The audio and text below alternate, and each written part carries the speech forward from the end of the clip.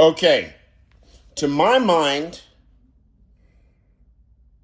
the most politically effective thing to be done now and forever, just the same way that our founders did. Meint ihr nicht, wir könnten unterschreiben?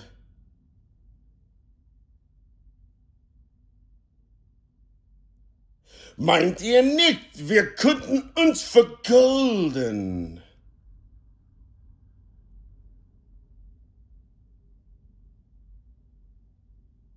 We the people do affirm.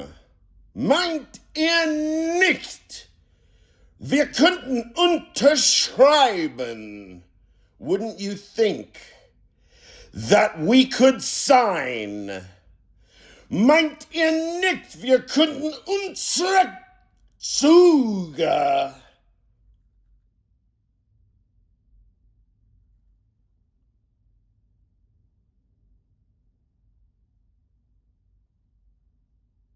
meint ihr nicht, wir könnten es signieren? Wouldn't you think that we could sign? What's happening here? What's happening here is philosophy, but more specifically, it is what is happening in the Declaration, the Constitution, and the Federalist. It is the binding of sentences to objectivity.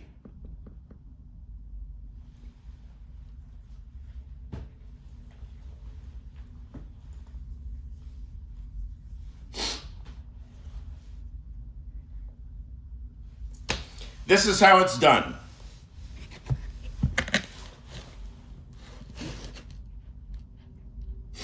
You take a sentence. Take the sentence, I do affirm X, end quote. I do affirm X, okay? How do we bind the sentence? Well, for starters, one who utters, I do affirm X, engages in a performative speech act. I'm not going to go into it here.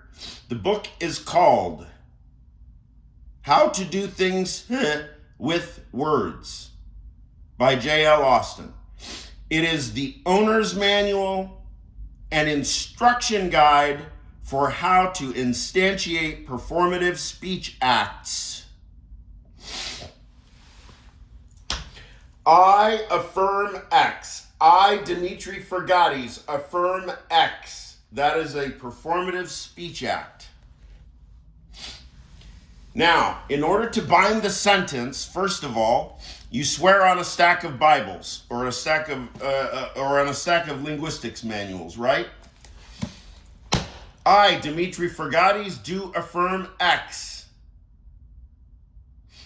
Now it's recorded on the videotape, and it can be called as evidence in a court of law, and I will testify to it on the stand. Nicht Problem. The sentence is logged, locked, recorded, archived. It is U.S. history. Voila! Welcome to science.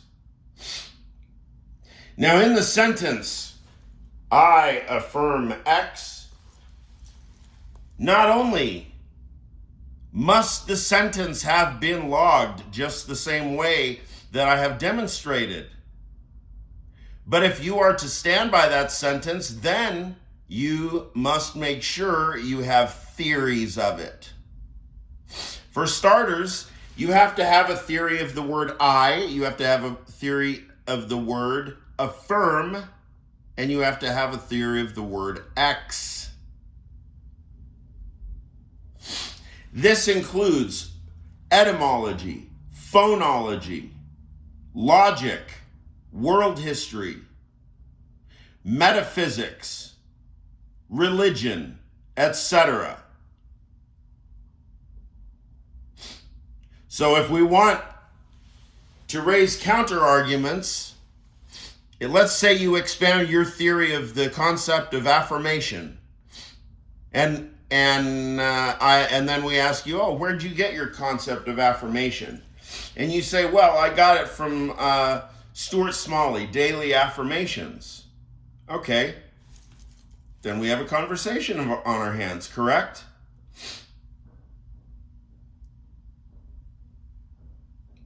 So, can we shake hands and move on to the next sentence? Oh, hold on, I have a little bit more that I need to inquire about. What about Pope Leo's history of affirmation? And what about one of his very crucial mentors, peace be upon her, the great Saint Rose of Lima, right? Now, the logic of why we would ask about Pope Leo and Saint Rose of Lima is perfectly clear. But we're not inquiring of them. We're inquiring of the concept of affirmation in the history of the Catholic Church, right?